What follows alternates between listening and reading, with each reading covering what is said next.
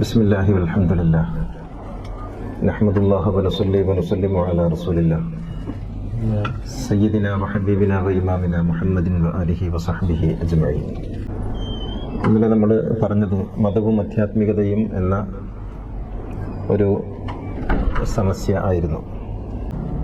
അതോട് അനുബന്ധിച്ച് നമ്മൾ പറഞ്ഞു വന്ന കാര്യങ്ങളിൽ ഇസ്ലാം, ഈമാൻ കാര്യങ്ങളൊക്കെ പറഞ്ഞു വന്ന കൂട്ടത്തിൽ ചർച്ച ചെയ്യേണ്ടുന്ന വളരെ പ്രധാനപ്പെട്ട മറ്റൊരു കാര്യമാണ് തീർത്ഥാടനങ്ങൾ എന്ന് പറയുന്നത്. എല്ലാ മതങ്ങളിലും തീർത്ഥാടനങ്ങളുണ്ട്. ഇസ്ലാം മതത്തിൽ ഹജ്ജിന് ഉംറയ്ക്ക് പോകുന്നത് തീർത്ഥാടനമാണ്. ഹിന്ദു മതത്തിൽ ശബരിമലയ്ക്കും പളനിക്കും ഒക്കെ പോകുന്നത് തീർത്ഥാടനമായി കണക്കാക്കപ്പെടുന്നു. ക്രിസ്തു മതത്തിൽ ജെറുസലേമിലേക്കും ബത്ലഹേമിലേക്കും അതുപോലെ മലയാറ്റൂരിലേക്കും ഒക്കെ പോകുന്നത് മറ്റൊരു തരം തീർത്ഥാടനമായി കണക്കാക്കപ്പെടുന്നു. ഇങ്ങനെ വ്യത്യസ്തങ്ങളായ തീർത്ഥാടനങ്ങളുണ്ട്. ഇപ്പോൾ സിഖ് മതത്തിലാണെങ്കിൽ സുവർണക്ഷേത്രത്തിലേക്കും ഗുരുനാനാക്ക് ജനിച്ചിട്ടുള്ള സിന്ധ് പ്രവിശ്യയിലെ സ്ഥലത്തേക്കും, ബുദ്ധ മതത്തിലുമൊക്കെ എല്ലാ മതത്തിലും തീർത്ഥാടനങ്ങളുണ്ട്.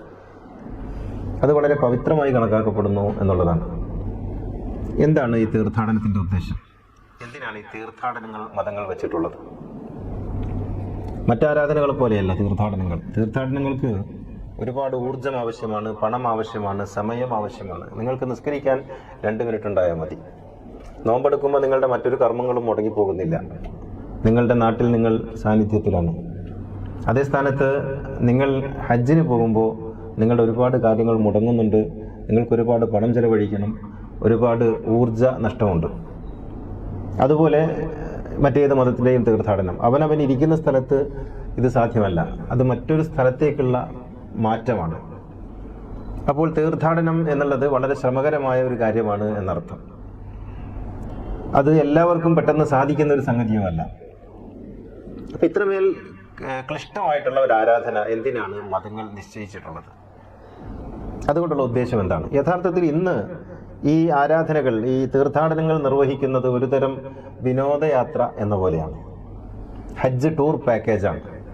അത് ഒരു യാത്രാ പദ്ധതിയാണ്. തീർത്ഥാടനം എന്നതുകൊണ്ട് മതങ്ങൾ ഉദ്ദേശിക്കുന്ന ആത്മാവിഷ്കാരത്തിൻ്റെ, ആധ്യാത്മികതയുടെ ഒരു ചൈതന്യവും യഥാർത്ഥത്തിൽ തീർത്ഥാടകന് ലഭിക്കുന്നില്ല എന്നുള്ളതാണ് നേര്. അപ്പം നമുക്ക് എന്തിനാണ് തീർത്ഥാടനം എന്ന് നോക്കാം. എന്തിനാണ് തീർത്ഥാടനം? ഈ തീർത്ഥാടനത്തിനായി നിശ്ചയിക്കപ്പെട്ടിട്ടുള്ള സ്ഥലം വളരെ പ്രസക്തമാണ്. മനുഷ്യൻ ചരിത്രത്തിൽ വേരൂന്നി നിൽക്കുന്നവനാണ്. അപ്പോൾ ഒരു സ്ഥലം പ്രസക്തമാണ്. നിങ്ങൾ എവിടേക്ക് പോകുന്നു, എവിടേക്കാണ് തീർത്ഥാടനം? ഇപ്പോൾ ശ്രീനാരായണ ഗുരു ശിവഗിരിയിൽ തീർത്ഥാടനം നിശ്ചയിച്ചു. ഡിസംബർ 30, 31, ജനുവരി 1 എന്നീ തീയതികളിലാണ് തീർത്ഥാടനം നിശ്ചയിച്ചത്, 3 ദിവസങ്ങളിലായിട്ട്. അത് ഒരു തീർത്ഥാടനം എന്ന് പറയുന്ന ഒരു ലക്ഷ്യം അദ്ദേഹം സ്ഥാപിച്ചു. അത് പഞ്ചശുദ്ധി വരുത്തി വ്രതമെടുത്ത് പോകണം. ഇപ്പോൾ ശബരിമലയിലേക്ക് പോകുന്ന സ്വാമിമാരെ കുറിച്ച് നമുക്കറിയാം. അവർ 40 നാൾ നോമ്പെടുത്ത് കറുപ്പെടുത്ത് മാലയിട്ട് ഇരുമുടി കെട്ടേറി അങ്ങനെയാണ് പോകുന്നത്. അപ്പോൾ ഈ തീർത്ഥാടനത്തിന് നിങ്ങൾ പോകുന്നത് പോലെ എവിടേക്ക് പോകണം? അവർ ശബരിമലയിലേക്ക് പോകണം. എന്തിനു പോകണം? ശബരിമലയിൽ ശാസ്താവിനെ കാണണം. എന്തിന് എന്നിട്ട് തന്നെ ദർശിക്കാൻ, തന്നെ മനസ്സിലാക്കാൻ 18 പടികൾ എന്ന് പറഞ്ഞാൽ ഓരോ പടിയും ഓരോ മനുഷ്യ ജീവിതത്തിന്റെ പടവുകളാണ്. ഓരോ പടവ് താണ്ടി വേണം ശാസ്താവിനെ കാണാൻ. താഴെ നിന്ന് നോക്കിയാൽ പറ്റില്ല. ആ 18 പടികൾ, ഓരോ പടിക്കും ഒരു ദർശനമുണ്ട്, ഓരോ പടിക്കും ഉണർത്തുന്ന ഒരു പാഠമുണ്ട്. ഇങ്ങനെയാണ് ഈ തീർത്ഥാടനങ്ങൾ വെച്ചിട്ടുള്ളത്. ഇനി ഇസ്ലാമിലെ തീർത്ഥാടനത്തിലേക്ക് വരാം. ഹജ്ജ്. അപ്പോൾ ഹജ്ജ് വെച്ചിട്ടുള്ള സ്ഥലം എവിടെയാണ്? അത് മക്കയിലാണ്. മനുഷ്യൻ, ഞാൻ നേരത്തെ പറഞ്ഞല്ലോ, മനുഷ്യൻ ചരിത്രത്തിലേക്ക് വേരുകളാഴ്ത്തി ജീവിക്കുന്ന ഒരു ജീവിത രീതിയാണ് മനുഷ്യനുള്ളത്. പെട്ടെന്നൊരു ദിവസം പൊട്ടിമുളച്ചൊരു സംസ്കാരം ഉണ്ടാവുകയല്ല, മറിച്ച് സഹസ്രാബ്ദങ്ങളായി പാകപ്പെട്ടു വന്ന ഒരു സംസ്കാരത്തിലാണ് നാം ഓരോരുത്തരും ജീവിച്ചുകൊണ്ടിരിക്കുന്നത്. അപ്പൊ ഇസ്ലാം എന്ന് പറയുന്നത് ഒരുപാട് കാലങ്ങളിലായി ഉരുത്തിരിഞ്ഞു വന്ന ഒരു സംസ്കാരത്തിന്റെ പേരാണ്. ഈ സംസ്കാരത്തിന്റെ ചരിത്രപരമായ വേരുകൾ ഉൾക്കൊള്ളുന്ന ചില ഇടങ്ങളുണ്ട്. ആ ഇടങ്ങളിലേക്ക് മനുഷ്യൻ തന്റെ ആധാരം തേടിയുള്ള, തന്റെ മൂലകാരണം തേടിയുള്ള, അടിസ്ഥാനം തേടിയുള്ള യാത്രയാണ് തീർത്ഥാടനം എന്ന് പറയുന്നത്. അപ്പോൾ യഥാർത്ഥത്തിൽ അവിടെ നടക്കുന്ന കർമ്മങ്ങൾ പ്രധാനപ്പെട്ടതൊന്നുമല്ല. അവിടെ നടക്കുന്ന സഴിയോ തവാഫോ അതല്ല, മറിച്ച് അവിടെ നിന്ന് നിങ്ങൾക്ക് ലഭിക്കുന്ന പാഠങ്ങൾ വളരെ വലുതാണ്. ആ കർമ്മങ്ങൾ എന്തിനെന്ന് ചോദിച്ചാൽ, കർമ്മങ്ങൾ നിങ്ങൾ പോകുമ്പോൾ നിങ്ങളെ സ്വീകരിക്കുന്നതിന് വേണ്ടി, നിങ്ങൾക്ക് ചെയ്യുന്നതിന് വേണ്ടി ചില കർമ്മങ്ങൾ അവിടെ ഉണ്ടാക്കി വെച്ചിരിക്കുന്നു. നിങ്ങൾ തവാഫ് ചെയ്യണം, കഅബ ചുറ്റണം, നിങ്ങൾ സഴി ചെയ്യണം എന്നൊക്കെ പറയും. നിങ്ങൾ അറഫയിൽ പോകണം, നിങ്ങൾ മുസ്ദലിഫയിൽ പോകണം, നിങ്ങൾ മിനയിൽ പോകണം എന്നൊക്കെ പറയുന്നത് കർമ്മങ്ങൾ എന്തിനെന്ന് ചോദിച്ചാൽ നിങ്ങൾ അവിടെ പോകുന്നതിന് വേണ്ടിയാണ്. ആ കർമ്മങ്ങൾ ഉണ്ടായാലേ നിങ്ങൾ പോകൂ. നിങ്ങൾക്ക് കഅബ തവാഫ് ചെയ്യാൻ വേണ്ടി പോകണം. യഥാർത്ഥത്തിൽ കഅബ തവാഫ് ചെയ്യലല്ല ഉദ്ദേശം, മറിച്ച് എന്താണ് ഉദ്ദേശം? ആ മണ്ണിലേക്ക് നിങ്ങൾ എത്തിക്കുക, ആ അടിവേരുകളെ കുറിച്ച് നിങ്ങൾ ചിന്തിക്കുക, ആ ചരിത്രത്തിന്റെ ആധാരങ്ങൾ നിങ്ങൾ മനസ്സിലാക്കുക. ഞാൻ എവിടെ നിന്നാണ് ഈ സംസ്കൃതി ഉൾക്കൊള്ളുന്നത്, ഞാൻ ഈ പാഠങ്ങൾ പഠിക്കുന്നത് എവിടെ നിന്നാണ് എന്നുള്ള ബോധം ഉണ്ടാക്കുക എന്നുള്ളതാണ് തീർത്ഥാടനങ്ങളുടെ ലക്ഷ്യം. ചരിത്രം എന്നത് എൻ്റെ മേലെ വിരിഞ്ഞു നിൽക്കുന്ന ഒരു ആകാശമാണെന്ന്, ചരിത്രം എന്നത് എന്നെ ഉണർത്തിവിടുന്ന ഒരു പ്രചോദനമാണെന്ന്, ഊർജമാണെന്ന് തിരിച്ചറിയലാണ് തീർത്ഥാടനത്തിന്റെ ലക്ഷ്യം. അങ്ങനെയാണ് തീർത്ഥാടനത്തിലേക്കായി മനുഷ്യന്മാർ പോകുന്നത്, അല്ലെങ്കിൽ പോകേണ്ടത്. അതിനുവേണ്ടിയാണ് മതങ്ങൾ തീർത്ഥാടനം നിശ്ചയിച്ചിട്ടുള്ളത്. ഇപ്പൊ മക്ക നോക്കൂ നിങ്ങൾ. മക്ക എന്ന് പറയുന്ന ഒരു മണ്ണിനോട് നമുക്ക് പ്രത്യേകിച്ച് വലിയ അടുപ്പമൊന്നുമില്ല. ആ മണ്ണല്ല, മറിച്ച് മക്കയിൽ തങ്ങി നിൽക്കുന്ന ചരിത്രമാണ്. മക്കയേക്കാൾ സുന്ദരമായ എത്ര നാടുണ്ട്? സ്വിറ്റ്സർലാൻഡുണ്ട്, നമ്മൾ ഊട്ടിയുണ്ട്. മക്കയേക്കാൾ വളരെ രസമാണ് കാണാൻ, വളരെ മനോഹരമാണ്. പക്ഷെ നമ്മൾ ഊട്ടിയിൽ പോകുന്ന പോലെയല്ലോ മക്കയിലേക്ക്. മക്ക എന്ന് പറഞ്ഞാൽ യഥാർത്ഥത്തിൽ വളരെ വളരെ വരണ്ട ഒരു ഭൂമിയാണ്. ഒരാകർഷണീയതയില്ലാത്ത കുറേ കല്ലും മണ്ണും മാത്രമുള്ളൊരു ഭൂമിയാണ്. ഒരാകർഷണീയതയും മക്കൾക്കില്ല. പിന്നെ എന്തിനാണ് നമ്മൾ മക്കയിലേക്ക് പോകുന്നത്? അവിടെ തുള്ളിത്തുളുമ്പി നിൽക്കുന്ന ചരിത്രത്തിന്റെ ഒരിക്കലും പറ്റാത്ത അക്ഷയഖനികളുണ്ട്. അതാണ് നാം സ്വീകരിക്കേണ്ടത്. ഇഖ്ബാൽ ചോദിക്കുന്നുണ്ട്, ക്യാ ഹറം ക തുഹ്ഫ സായിരീന കഅബ സേ ഇഖ്ബാൽ യെ പൂछे कोई क्या हरम का तुहफा സംസം के सिवा कुछ भी नहीं. സായിരീന കഅബ സന്ദർശിക്കുന്നവർ, അവരോട് ഇഖ്ബാലിയെ പൂച്ചേക്കോയി, ഇഖ്ബാലിന്റെ ഒരു ചോദ്യമുണ്ട്, ക്യാ ഹറം ക തുഹ്ഫ, നിങ്ങൾക്ക് എന്താണ് ഹറം നൽകിയ സംഭാവന? സംസം കെ സിവാ കുച്ച് ഭീ നഹി, നിങ്ങൾക്ക് അവിടെ നിന്ന് കൊണ്ടുവരുന്ന പ്ലാസ്റ്റിക് കന്നാസിലെ സംസം അല്ലാതെ നിങ്ങൾക്ക് മറ്റൊന്നും കിട്ടിയില്ല എന്നാണോ എന്ന് ഇഖ്ബാൽ ചോദിക്കുന്നുണ്ട്. അപ്പൊ അവിടേക്ക് നമ്മൾ പോകുന്നത് ഈ കർമ്മങ്ങൾ ചെയ്യുക എന്നതിന് വേണ്ടിയല്ല. നിങ്ങൾ പളനിയിൽ പോകുന്നത് തലമുണ്ടനം ചെയ്യാനല്ല. പളനിയിൽ പോകുമ്പോൾ നിങ്ങൾക്ക് തലമുണ്ടനം ചെയ്യാം, പക്ഷെ തലമുണ്ടനം ചെയ്യാനല്ല നിങ്ങൾ പോകുന്നത്, അതിനു വേണ്ടിയല്ല നിങ്ങൾ പോകേണ്ടത്. മറിച്ച് പളനി എന്ന് പറയുന്ന അതിപുരാതനമായ ഒരു ക്ഷേത്രത്തിന്റെ അടിയാധാരങ്ങൾ പരതുന്നതിന് വേണ്ടിയാണ്. ആരാണ് പളനിയപ്പൻ എന്ന്, ആരാണ് പളനി ആണ്ടവൻ എന്ന് മനസ്സിലാക്കുന്നതിന് വേണ്ടിയാണ്. ഈ ഒരു തലത്തിലാണ് യാത്ര. ആരാണ് മുഹമ്മദ് എന്ന് മനസ്സിലാക്കുന്നതിന് വേണ്ടി. അവിടെ റസൂല് ജനിച്ച സ്ഥലമുണ്ട്, റസൂല് വളർന്ന മണ്ണുണ്ട്, റസൂലിന്റെ ശ്വാസനിശ്വാസങ്ങൾ ഉൾക്കൊള്ളുന്ന ഓരോ മണൽത്തിരികൾക്കും 1000 കഥ പറയാനുള്ള മണ്ണാണ് മക്ക എന്ന് പറയുന്നത്. അപ്പോ അവിടെ പോകുന്നത് അത് മനസ്സിലാക്കുന്നത്, ആ ചരിത്രം ഉൾക്കൊള്ളുന്നതിന് വേണ്ടിയാണ്.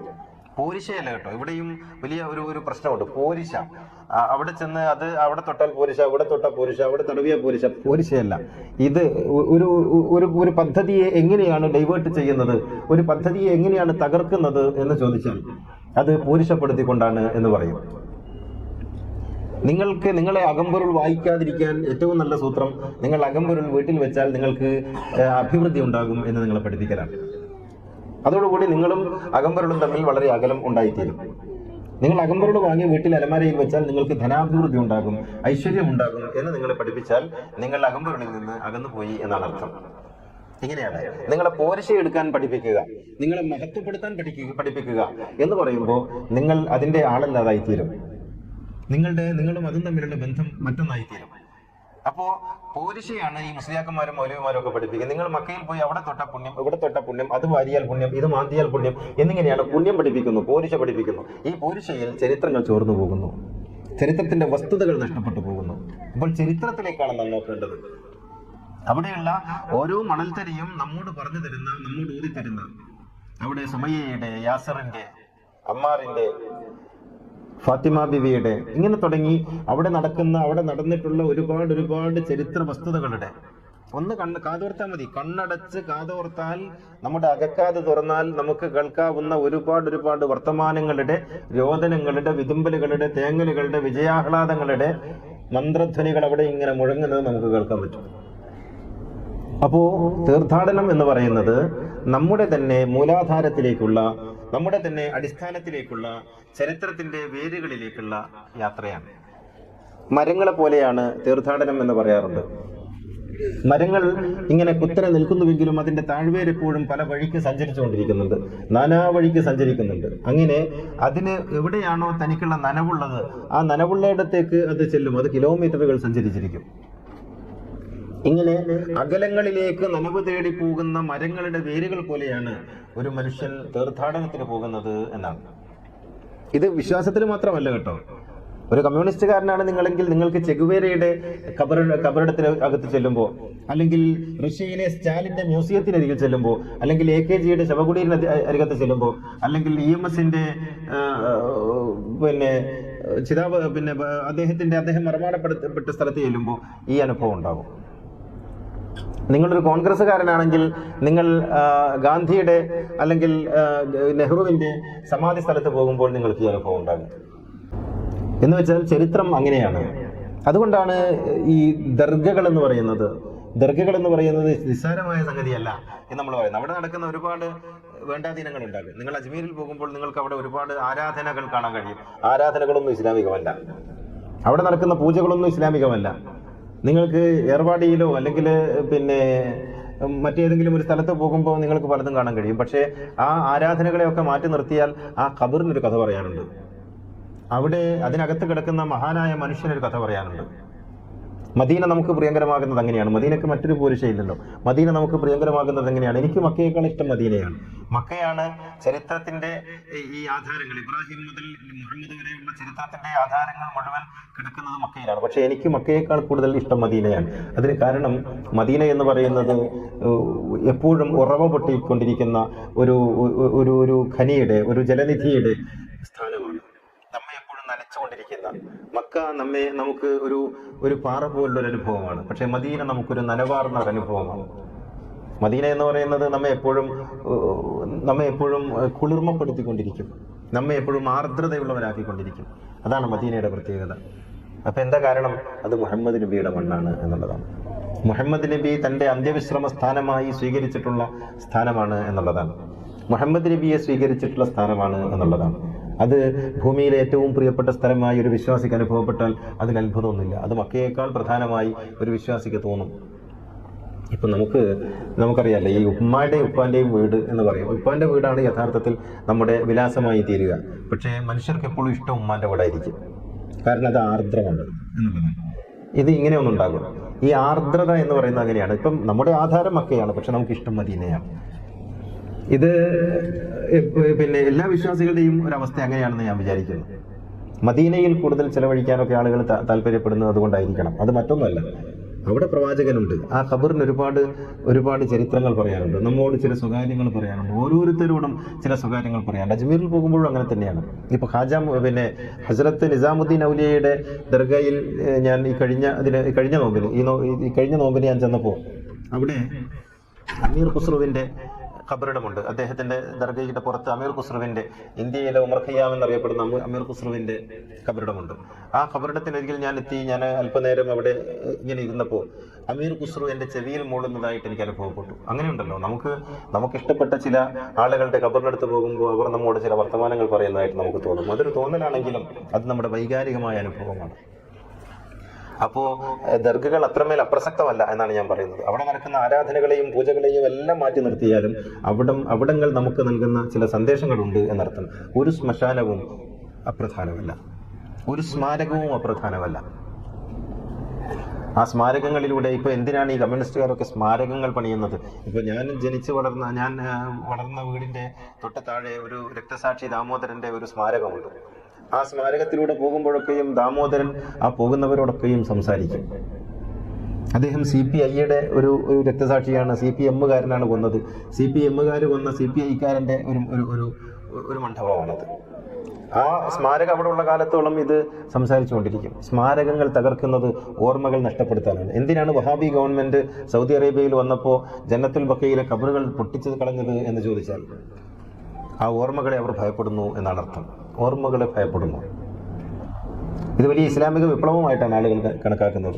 അത് ഇസ്ലാമിക വിപ്ലവമല്ല, അത് ഓർമ്മകളെ ഭയപ്പെടുന്ന ഭീരുക്കളായ ആളുകളുടെ ഒരു രീതിയാണത്.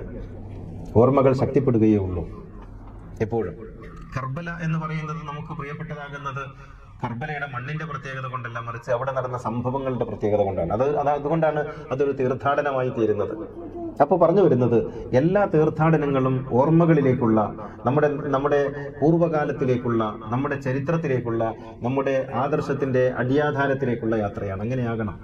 അപ്പോഴേ തീർത്ഥാടനങ്ങൾ ഫലപ്രദമാവുകയുള്ളൂ. അല്ലെങ്കിൽ അത് നിങ്ങൾ ഒരു യാത്ര പോകുന്നു, നിങ്ങൾ ബാംഗ്ലൂരിൽ പോകുന്നത് പോലെ, നിങ്ങൾ മുംബൈയിൽ പോകുന്നത് പോലെ, നിങ്ങൾ ദുബായിൽ പോകുന്നത് പോലെ നിങ്ങൾക്ക് മക്കയിൽ പോയി വരാം. എന്നിട്ട് എന്ത് ചെയ്തു?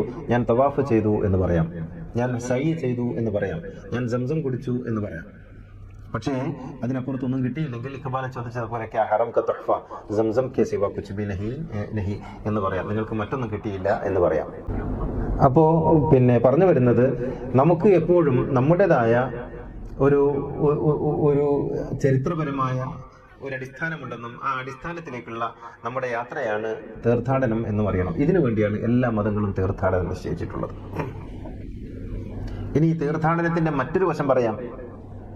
അത് നിങ്ങൾ മറ്റ് അനുഭവങ്ങളിലൂടെ കടന്നു പോവുക എന്നുള്ളതും കൂടിയാണ്. നിങ്ങൾ ഇന്ത്യക്കാരനാണ്, കേരളീയനാണ്, കേരളക്കാരെ കണ്ട് ജീവിക്കുന്നു. ഇപ്പോഴല്ലേ ഈ രാജ്യാന്തര യാത്രകളൊക്കെ സർവ്വസാധാരണമായി വന്നത്. അങ്ങനെയല്ലാതെ കേരളക്കാരെ മാത്രം കണ്ട് ജീവിക്കുന്ന ഒരു മനുഷ്യന് അനുഭവങ്ങളുടെ പകർന്നാട്ടം സംഭവിക്കുന്നതിന് വേണ്ടിയാണ് ഈ തീർത്ഥാടനം നിശ്ചയിക്കപ്പെട്ടുള്ളത്. അനുഭവങ്ങളുടെ പകർന്നാട്ടം. നിങ്ങൾ കേരളീയനാണ് എന്നുള്ളിടത്ത് നിന്ന് നിങ്ങളൊരു അറബിയാണ് എന്നിടത്തേക്ക്, നിങ്ങളൊരു കേരളീയനാണ് എന്നിടത്ത് നിന്ന് നിങ്ങളൊരു ലോക മനുഷ്യനാണ് എന്നിടത്തേക്കുള്ള ഒരു പകർന്നാട്ടം സംഭവിക്കുന്നുണ്ട് യാത്രയിൽ. അങ്ങനെ നിങ്ങളെ യാത്ര ചെയ്യാൻ നിങ്ങളെ പ്രേരിപ്പിക്കുക, നിങ്ങളുടെ അനുഭവം അല്പം കൂടി വിപുലപ്പെടുത്തുക, നമ്മൾ ചെറിയ അനുഭവത്തിൽ നിന്ന് വലിയ അനുഭവത്തിലേക്ക് നമ്മെ കൊണ്ടുപോവുക, നിങ്ങളുടെ ജീവിതത്തിന്റെ അനുഭവ പരിസരത്തെ അല്പം കൂടി വ്യാപ്തിയുള്ളതാക്കുക എന്നുള്ളത് തീർത്ഥാടനത്തിന്റെ മറ്റൊരു ലക്ഷ്യമാണ്. അങ്ങനെ വരുമ്പോൾ അത് എല്ലാറ്റിലും, ഇപ്പൊ നമ്മൾ എന്തിനാണ് നിങ്ങൾ വായിക്കുന്നത്? നിങ്ങളൊരു പുസ്തകം വായിക്കുന്നു, ഒരു നോവൽ വായിക്കുന്നു, എന്തിനാ വായിക്കുന്നത്? നിങ്ങളുടെ അനുഭവ പരിസരം വലുതാകുന്നു എന്നുള്ളതാണ്.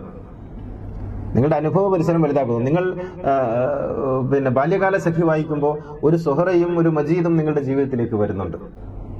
അങ്ങനെ നിങ്ങളുടെ അനുഭവതലം സുഹറയുടെയും മജീദിന്റെയും അനുഭവ പരിസരം കൂടിയായി തീരുന്നുണ്ട്.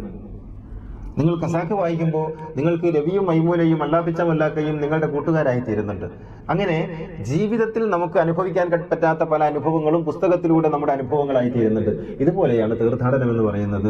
തീർത്ഥാടനത്തിലൂടെ നമ്മുടെ അനുഭവത്തിന്റെ പരിസരം വ്യാപ്തമാവുകയും നാം മലയാളി എന്നിടത്ത് നിന്ന് അറബിയും ആഫ്രിക്കനും ഈജിപ്ഷ്യനും ഒക്കെയായി മാറുകയും ചെയ്യുന്നുണ്ട്. അങ്ങനെ പലവിധ മനുഷ്യന്മാരെ നമുക്ക് പരിചയപ്പെടാൻ സാധിക്കും.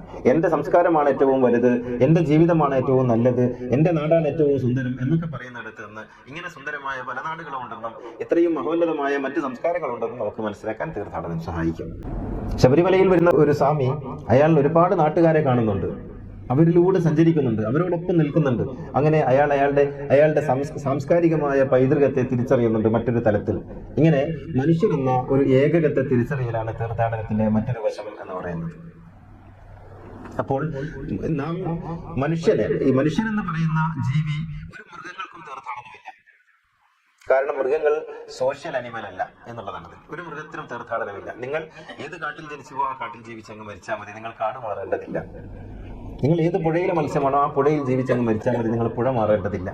അതേ സ്ഥാനത്ത് മനുഷ്യൻ തീർത്ഥാടനത്തിന് പോകുന്നത് നിങ്ങൾ ജനിച്ച നാട്ടിൽ ജീവിച്ചാൽ പോരാ, നിങ്ങൾ മറ്റൊരു നാട്ടിൽ ജീവിക്കണം എന്നുള്ളതാണ്. മാത്രമല്ല മനുഷ്യന്റെ മറ്റൊരു സവിശേഷത, മറ്റൊരു മൃഗങ്ങൾക്കില്ലാത്ത സവിശേഷത, ആഫ്രിക്കയിൽ ഉള്ള ഒരു ആടിനെ ഇന്ത്യയിൽ ഇന്ത്യയിൽ കൊണ്ടുവന്നാൽ അത് 3-4 ദിവസം കഴിയുമ്പോഴേക്ക് ചത്തുപോകും.